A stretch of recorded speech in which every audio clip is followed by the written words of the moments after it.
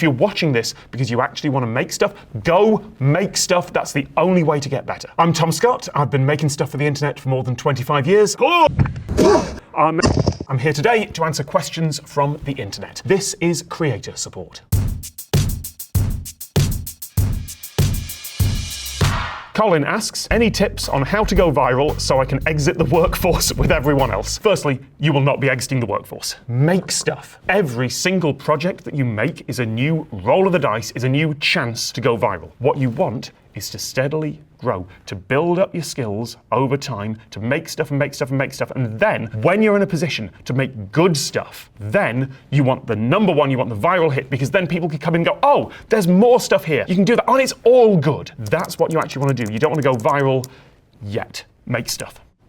Angel of Lord asks, is upgrading your gear worth it? Upgrading your microphone is worth it. That's the very first thing you should do when you've got some money coming in. Bad audio is really difficult. I know that everyone's got subtitles on now anyway. If you don't have subtitles on your videos, you absolutely should. I think it's 30% of my viewers, and I'm on YouTube, watch with subtitles. On mobile, it's going to be way higher. But if you have bad audio, immediately people are like, I can't understand, I'm going to move on. And if you're on short form, you're gone in a second. Clear audio is vital. And the first thing you should do is get the microphone closer to your face. And the cheapest way to do that is to buy an off-the-shelf one that plugs in and just hold it in front of your face. Maybe you want to get a fancy wireless one later. Maybe you want to get a proper boom mic later or something like that. But the first thing you should do is upgrade your microphone. Any Lingonberry asks, do you think thumbnails matter as much as people say? 100%. Thumbnails on YouTube matter so much. The packaging of a video for whichever platform you're on matters so much. I hate that the packaging is important. I would much rather be doing a 90s television magazine show with a half-hour running length and 4 or 5 sections in there, and maybe the third section isn't something people would generally choose to watch, but they're already watching the show now. And I really dislike that every single thing has to be packaged like this. But time after time after time, it is proven that the thumbnail and the packaging is really important. That said, if your thumbnail is a lie, think about what audience that's going to attract and whether they actually are the audience you want. I'm kind of old school in this, that I think the thumbnail should be true. YouTube's AI features in their studio will now generate new thumbnails for you. If you're a YouTube creator and you go to that little AI icon and you say, generate some thumbnails from a most recent video, it'll do it. Just as ideas, I don't think they actually want you to use them. As I record this, my most recent video, I was filming in a candy factory, a sweet shop, a rock shop for the British people watching. And there's some elements in there. There's some sugar being pulled out, like molten sugar flowing out of a cauldron. And there's me in there dressed up in factory gear. And what it generated was this giant cauldron with enormous amounts of bubbling candy coming out of it. And it generated this shot of me just kind of recoiling back from it in terror with an uncanny valley version of my face. And yeah, it's a very good thumbnail. It would have attracted people to the video if I'd have photographed myself for it, took it out the uncanny valley. But it's a lie. That didn't happen. That's okay for some audiences, I guess. I make factual content, so I want it to be real. The kettle wasn't that big. I wasn't recoiling in fear. I was holding the camera. I wasn't in that shot. So yeah, I could have put that up, and a lot of my audience would have been angry at me, first for using generative AI and second for lying, and a load of kids would have come along who aren't really going to like the video in the end. It's not who I'm pitching my video at. So sure, I could have got more views with it, but it wouldn't have been the people who the video was aimed at, and they wouldn't have stuck around. So yes, thumbnails matter an enormous amount, but they've got to also match your audience. I also now hate that I have to generate 3 titles and 3 thumbnails for each video, and YouTube will automatically A, B, C test them, and if none of them work, maybe I need to change them up again. It's constant work. I do miss just uploading a video.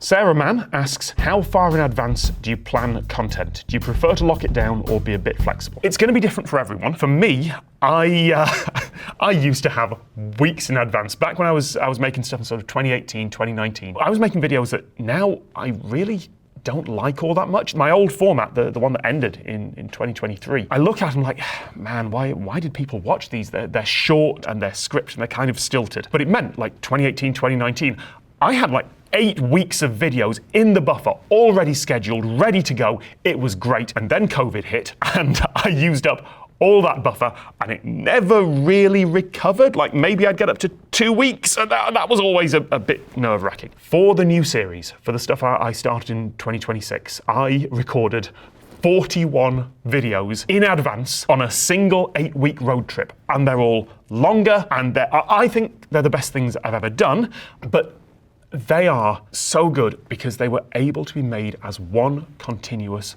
block. And I can put references in video 1 that will pay off in video 23 or 36. The flip side of that is that I can't be flexible. If it turns out that something I filmed months ago actually has a disaster, like touch wood, it's not going to happen, but I have to work out how am I going to deal with that? How am I going to change a video that already has references from months ago? Please try and have a buffer. Like, if you want to avoid burnout, please try and have some buffer. A Quora user asks, what is a good traffic source? Okay, this is a little inside baseball, and the answer is, first of all, a good traffic source is going to differ for each creator, but generally, you want a good mix. YouTube's advice is to have 3 types of content: hub, hero, and help. Hub is your episodic, your regular content that is just going out, like that's building up the audience slowly over time, so that when someone comes in and sees you, there's also a load of regular stuff there, and they can watch that too. That is your hub. Then you've got your hero. That's the big, splashy stuff that draws in people, that goes viral, that makes big waves, gets shared around, gets new audience in. And then you have your help. That's the stuff that people search for. They're looking for help on this thing now. They type in the keywords, and they find you there. If you have all 3 of those, you're going to get a mix of traffic sources, and that is hopefully what's going to propel you forward. OK Rub asks, how important are the first 10 to 15 seconds of a video to the algorithm? Very important, but not for the reason you'd expect. I was lucky enough a while back to have a chat with the guy in charge of the YouTube algorithm, head of product for recommendations. His name is Todd, and I cannot remember his last name, so let's Todd Algorithm. And he said this publicly. I'm not breaching any confidences or NDAs here. In any sentence where you use the word algorithm, replace it with the word audience. That's what YouTube is trying to do, and it's generally what the other platforms are trying to do as well. In any sentence, just replace algorithm with audience. They want to be this transparent glass layer that means that every single video you're recommended is something you'd want to watch. How important are the first 10 to 15 seconds of a video to the audience? Really, really important, because after 10, 15 seconds, if they look at that and go, that's fine, they are going to judge a book by its cover, and the title, the thumbnail, the first 10 to 15 seconds are that cover, and the algorithm will just reflect what the audience is doing. Ecstatic asks, what is a realistic amount of time to wait to know whether a video is going to take off or not? Depends on the platform. If it's for YouTube, you'll know pretty quickly. It's unusual for something to go slow for a while and then suddenly take off. If it's not taking off, you repackage it. You change the title, the thumbnail, you try again, you keep going. After a while, you go, okay, well, that was not a winner. That happens. For other platforms, the stories I've heard from people who use Instagram and TikTok and publish there, YouTube Shorts in particular, it's completely random. It's the whims of some black box algorithm, and it really feels like it's not reflecting the audience. It's just randomly sending down lightning bolts from on high and going, you shall now have views. I don't know, but for YouTube, you'll probably know in a couple of hours. Pokey asks, should my YouTube videos have an intro, or is it just a waste of time? Depends on the intro. The best ever introductions were the ones from Top Gear. You know, tonight, so-so does this. So, if you're just setting up expectations, great, do it. Because one of the most powerful editing techniques, and you can see people do this if you know what you're looking for, is never conclude a question until the next one is set up. So at the start of the show, your intro, you set up expectation A and B. You resolve B, but before you do that, you set up C. Before you resolve C, you set up D. And then at the end, you resolve D and A. That is a really powerful technique if you're subtle about it. You can see so many YouTube videos that really go, oh, but you won't believe what happened when we did that. Like, be subtle. Be subtle. On the other hand, if your introduction is 10 seconds of 3D animation with dubstep over it and your channel name, drop it. You are not Prestige Television, and even Prestige Television has a skip intro button for a reason. A Reddit user asks, is clickbait in your title and thumbnail worth it? I would direct you to Veritasium's excellent video on this, where he describes it not as clickbait, but as curiosity bait. If you are lying in the title and thumbnail, absolutely not. It'll get you the views for a little while. They'll realize that you are a liar and they won't come back. But part of the game, part of getting your stuff out to the world is packaging it in the way that the medium requires. Back when DVRs and TiVo came along in the, I think, late 90s, that feels about right, the titles of shows got shorter and simpler. You ended up with things like storage wars and ancient aliens, in part, those titles, those short titles, rather than the more abstract titles that came before, because they needed to fit in the slot on a DVR guide. They needed to fit when you're clicking through on your television, on your channels, to just see 2 words, because that's all the room you've got. This is exactly the same thing. You have to package your content to fit the medium. Just don't lie about it. Then Advice asks, is it true that the more content you put out, the better for audience growth and retention? The more good content you put out, the better. If you're just sending out stuff and you don't care about it and no one cares about it, the audience isn't going to care about it either. What you want is something summed up by the word ikigai, concept from Japanese, which is what you love, what you are good at, what the world needs, and what you can be paid for. The stuff that took off for me had all those 4 things. The format that I finally found, it was something that I was interested in and that I really did enjoy doing. It was something I'd like to think I was good at, that I could do. It was something that the world was interested in and watch, and it was something I could get paid for. Like, how many people are lucky enough to have all those 4 things? If you can find that, when you find that, put out as much of it as you can. If you're not interested in what you're putting out, if you're just doing it to tick a box, then I think the audience will notice. A Quora user asks, I want to change my YouTube niche without losing my old audience. How can I do it? You can't. That's the bad news. Even for me, like the new stuff that I'm making, that is a continuation of my old content, but longer, slightly different format, like viewing numbers are down a bit. Intellectually, rationally, I am fine with that, because I know from the statistics, people are watching for much longer.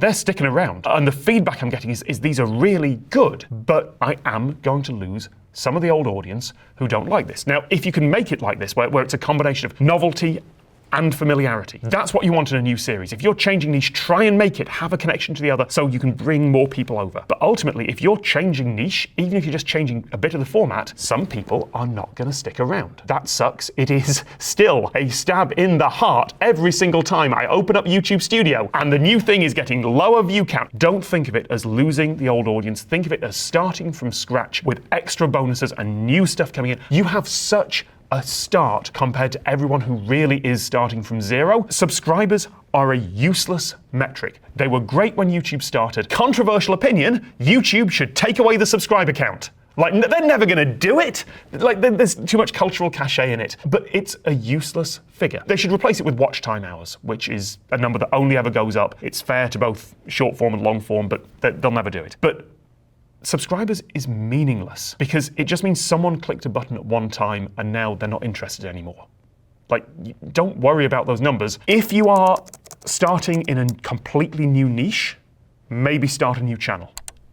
Puzzleheaded asks, what have you learned from brand deals? A brand deal these days for YouTube is one of those ads that is incorporated into the video. It's called a host read or a host read advert. For Instagram, it may be an entire short form video that is dedicated to a product. But what I've learned is that everyone draws the line of what is an acceptable brand deal, of what is selling out just below what they're doing. So for me, I take some brand deals. I will never take one from a gambling company. I will never take one from some mobile app that uses loot boxes and gacha mechanics, just kind of grab huge amounts of money through addiction mechanics. I won't do that. I don't think those are acceptable, but there are loads of folks who do, and they will all go, oh yeah, sure, I take those, but I don't take whatever the next thing down is. And equally, there are people who are going to be looking down on me because they are very proud to never take or have to take those brand deals. The reason why everyone takes them is the money, obviously. But a brand deal on YouTube will get you, as a rule of thumb, as a very vague guideline, about 10 times what you would get from just the YouTube ad revenue that comes in. And I certainly couldn't resist that. And these days it is so accepted that when an up-and-coming creator gets their first brand deal, you will see comments that are like, oh my God, congratulations, you got a sponsor, like get the bag. Roberto Blake asks, what skills do you personally need to practice as a content creator in order for you to improve further? Make stuff. Just make stuff. It's as simple as every skill, every single thing is improved by actually making things. There are so many people who spend so much time just worrying about every detail, worrying, oh, I can't make this now because this isn't right. Just make stuff, and every other skill will follow from there. Simply Here for Now asks, what more can I do to push my content out to the algorithm, or do I just have to wait? What more can you do to push your content out to the audience, other than repackaging it, trying different titles and things like that? I mean, don't spam people. Don't go wildly and post it, because that's a way to get people really angry at you. But it is, like many things, about who you know, not what you know. If you can collaborate with people, even if that's not in person, even if that's not actually on video, if you can make those connections to other people, then that's more powerful than anything else. There is the method of doing a forced collaboration where you just take someone else's content and make a video. Like the number of people who make a video about Mr. Beast, because that will get Mr. Beast's fans to click on their video. Cool. Are they going to be interested in your video, or are they going to be interested in just something about the person they like? They're not going to come back. All you've done is taken a little bit of someone else's audience who are then not going to like what you do next. A Quora user asks, how do you find your niche online? You try as many as possible, and you see what you like and you enjoy, and you see what the audience responds to. But that question feels like it comes from someone who wants to be an influencer, a creator, a YouTuber, a TikToker, and isn't sure why or what they want to do to get there. Like yeah, absolutely. I want to have 1 million subscribers. Cool. What about? It feels like someone who's like, yeah, I want to be a rock star. Okay, great. Which instrument? What genre of music? Like, if you don't have that passion for it, are you going to stick around and do that? So try a lot of niches, try a lot of different things, try a lot of different instruments, and see which one works for you. Beneficial List asks, how do you deal with burnout when your heart is tired but you don't want to give up? I'm not a therapist. I wish I knew. If you are just starting out, or if you don't have many subscribers, you've been trying this for a long time and you're burned out and it's not working, maybe you stop. Maybe you do try something else. If it is your job, and you have this schedule, and that's something I'll talk about later, like if you have this schedule that you have to hit for a certain amount of time, you suck it up and you do it because it's your job, and you figure out a way to make it more sustainable as you go. I will note that this is from a subreddit that is not advice for YouTube, it's advice for Fansly, which is an adult platform. I know folks who make content for platforms like that, and burnout is so difficult there because it is, by necessity, intimate. But even if you're making stuff for YouTube and for Instagram or for anything that involves you as a person, the more you tear off pieces of your soul, the more you throw memories and personal stuff into the fire of the engine, the more you do that, often the better the audience responds. And there are only so many pieces of your soul and so many memories that you can fuel the engine with. And if you can avoid becoming personal, if you can do this and still maintain a wall between you and the audience, even if it's a glass wall, even if there's just something there, that's going to help a lot. Dr. Mothman asks, how do I be a creator without being a people pleaser? Bad news, you have to be. Sorry, I met someone the other day who kind of plays the heel online, like lovely in person, but is kind of abrasive and aggressive with a personality, like actively seems to dislike the audience. But the audience like that, and he plays this character like a wrestling heel. He's just the bad guy. But that's still pleasing the audience. Now, how close you bring the audience is a choice. I've always said I want viewers, not fans. I don't want people to be attached to me. I want people to be attached to the things I'm making and to come back and enjoy that. So you can put a bit of a wall in there, but ultimately part of the job is pleasing the audience, and there's no way around that. Lonely Lupine asks, are attention spans shortening, or have short attention spans been hidden before? I think we are getting used to taking in more data and more information faster. I'm now at the point where I'm watching most stuff that isn't like comedy or drama or something like that at 2 times speed. If it's scripted, I'm up to 3 times speed. If it's scripted and they talk slow, I might even get up to 4 times speed if it's just someone reading a monologue. And that is the speed at which I take in information. Because if you're reading and you're a fast reader, you can take in information that fast. I think that people are taking in more information now because there is so much of it, and we are adapting to do that. Is that a bad thing? Ask us in 100 years. Ask the descendants of this year's social scientists and neurologists. They'll be able to tell you, but I couldn't tell you now. Noel asks, how has your content evolved since you first started, and what lessons have you learned along the way? I first started throwing stuff at the internet technically in the 20th century. I think, in that I was writing HTML for a GeoCities page. So the answer is, I just kept throwing ideas out there until one worked. And then once it did, that kept evolving. It's evolved beyond all recognition. I generally hate anything I've done in the past. There are only maybe a dozen videos from my 10-year series that I'm really proud of and would say, oh yeah, I'd do that. Like there's so many I'm like, oh, I could have done that better. Like, yes, do I need to see a therapist about that? Absolutely. A Quora user asks, how do you know what content your audience likes? They'll tell you. They will tell you so much in comments, in messages on whatever platform you're on, in emails if you're old school like me. Like, you will get so many messages, but whether you pay attention to them is up to you. Because yes, the audience likes one thing, but maybe that's not what you want to do anymore. I've always made the analogy to being in a band. The audience would like 4 albums which are really identical to the one album they really like of yours, but are also new and novel and exciting at the same time. You have to manage those expectations and accept that sometimes the audience is only going to sort of like what you put out, and maybe that's okay. Maybe that gets rid of a few of the people who like the stuff you used to be doing in the past and brings in some people who are doing the stuff you want to do in the future.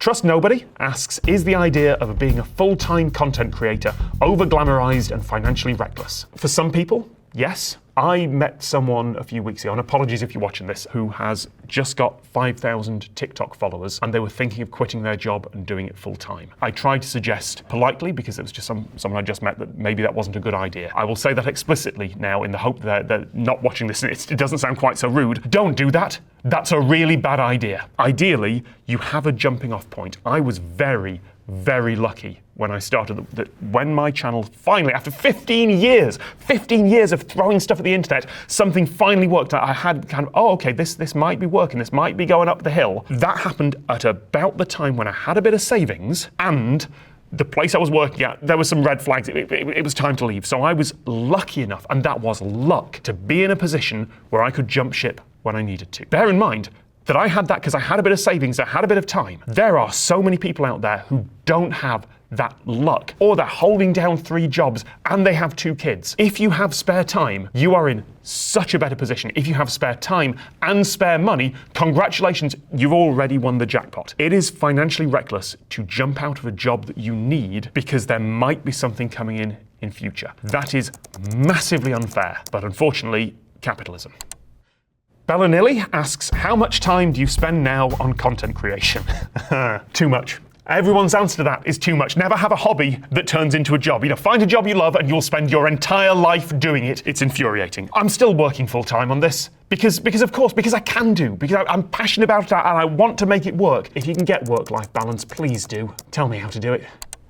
BBLL asks, what happens to influencers and content creators once they are no longer at their peak or become less relevant? Which I will note is from the subreddit LA Influencer Snark. So I get the feeling there's a bit of cynicism behind this question. The answer is the same as for a TV presenter or a band or anything like that. If they had a couple of hits and then nothing else, they'll get a nice little trail of royalties in, maybe money from old views and things like that. But probably not much else. They'll go and find a job somewhere else. And maybe, if they're lucky, they'll have an audience that remember them. Michael Underwood is a kids' TV presenter who, I was slightly too late for him. I think he was presenting shows when I was sort of in college. He's had some shows, kids remember him, but he's a teacher now. And he's on TikTok recently, just answering questions from folks who are now like in their 20s and 30s going, oh yeah, I remember you off the TV. How's it going? And he's really happy. He's teaching kids. He's reaching an audience. And occasionally he'll pop on TikTok and someone go, oh yeah, I remember you. And occasionally in real life people go, oh yeah, I remember you. I've got good memories of you. Thank you for making my childhood better. What a wonderful thing